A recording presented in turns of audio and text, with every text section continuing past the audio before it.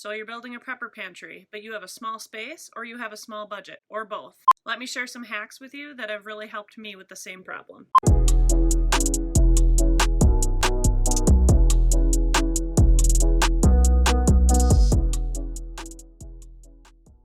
I've been on my own emergency preparedness journey for a while now. That's what this channel's about. And along the way, I've experimented and I've purchased quite a few things. And through doing that, I've realized that some things are a lot more budget friendly and a lot more space friendly than other things. And so here are a few items that are really going to help you maximize your space and spend less money. First on our list is bouillon cubes versus chicken broth. Just take a look at how much more space that chicken broth container takes up than all of these bouillon cubes here. I paid $1.45 for that container of chicken broth and just about $1 more for all of those bouillon cubes. And it says here this container of bouillon cubes makes 25 cups of broth, a much more cost-efficient option. Next up we have peanut butter powder versus peanut butter. Again, we're storing the dehydrated version really, but this does allow it to be more shelf stable, last for longer, and you can also incorporate it into a lot more things than regular peanut butter. You can simply add water to it to turn it back into peanut butter to use. You could add it to breads, pancakes, waffles to make it taste like peanut butter, which would be awesome. You can also add it to smoothies to give it a protein boost. Speaking of protein boost, a little side note here, I do have stores of protein that I would add to meals in an emergency situation to give our kids that protein that they need and more substance. It isn't something that they eat right now willingly, so I'm adding it to smoothies in the morning for them so that they do get used to the taste of it. I use half of that Bolthouse Farms smoothie because it's expensive, add some milk, and then just shake it up with the protein, and they love it. Anyway, next is drink powder versus juices.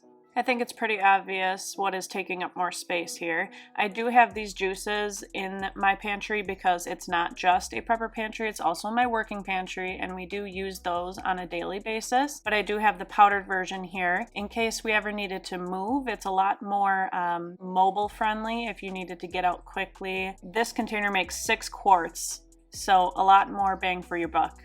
This Tang was $3, each of those juices was $1.50.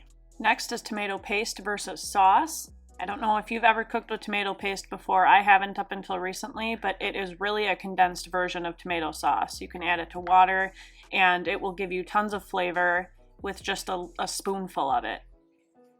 Next is bag cereal versus box cereal. I do not have an example of bag cereal because I recently just did a haul where I got a bunch of boxes of cereal for extremely cheap. I do have that video linked down below if you want to watch that haul. But look at how much wasted space is there in that box.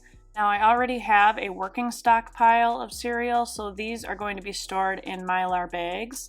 If you're not planning on storing things for a long time, you definitely don't need to use the Mylar bags, but I plan on storing them for about a year before I get through this cereal supply, so I'm going to be using the Mylar bags. These are my favorite because they have Ziploc at the top that you can just pop open, and they also stand up on their own, so I really do like these the best out of all of the ones I've tried so far. Those are linked down below if you're interested in the description. Now, one thing to keep in mind when you are storing cereal in Mylar bags is to keep an eye on the fat and sugar content of the cereal that you're storing. Not all cereals are going to be fit for storing.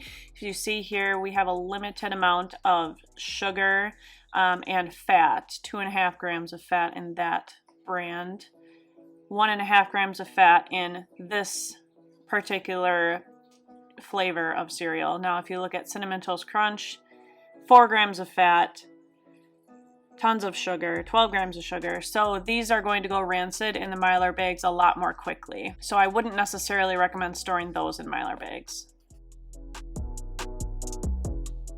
This right here is the reason you get so much voiceover Ray instead of live Ray, because you would probably find it hilarious how much background noise and screaming happens when I'm filming.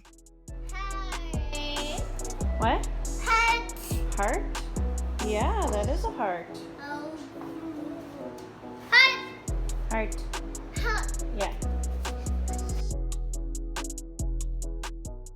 I haven't always been a fan of transferring packaged foods into other kinds of packages, but to save space, I do think it's valuable. I was able to get all of these boxes of cereal into 2 Mylar bags, which is pretty great. Normally, I would put these oxygen absorbers in them right away, but this vacuum sealed package of oxygen absorbers has 6 in it, and I don't need that many in these bags. So I'm going to actually just Ziploc the top, and I'm going to save them until I get enough Ziplocked Mylar bags that I have enough to put the oxygen absorbers in and use them all. I will put the oxygen absorbers that I use in the description below for you also. I store all of the foods that I have in Mylar bags in these totes on the bottom shelf of my pantry. Again, if you want a full pantry tour video, please let me know in the comments and I will do that. Now, I know a lot of the items I showed you are dehydrated versions of the products you shouldn't buy, which means in most cases you're going to need more water if you want to cook with them. My video next week is going to be all about water storage solutions, so if you don't want to miss that, make sure you subscribe. Thanks for hanging out with me today.